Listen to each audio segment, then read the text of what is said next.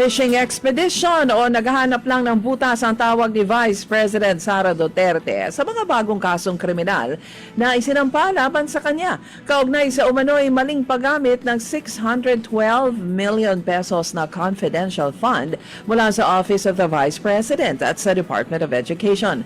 Ayon sa pangalawang Pangulo, ang mga nagsampa ng kaso laban sa kanya ay nagpapagamit lang sa Malacanang. Kung mainit ang dugo nila sa confidential fund ng Vice Presidente, dapat mainit din ang dugo nila sa anomalyang kinasasangkutan ng Pangulo. Duda ni VP Sara, bayaran ang mga nagsampa sa kaso sa kanya, lalo na ang dalawang mga alagad ng simbahan na tahimik sa anomalya sa flood control project at budget insertions, pero maingay sa kanyang kasong na-clear na ng COA.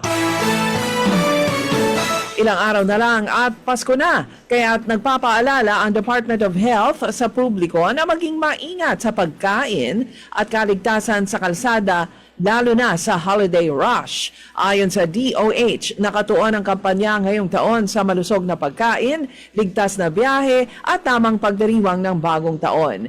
Pinayuhan niya ang publiko na iwasan ang sobrang pagkain ng matatamis, maaalat, mamantika at matatabang pagkain.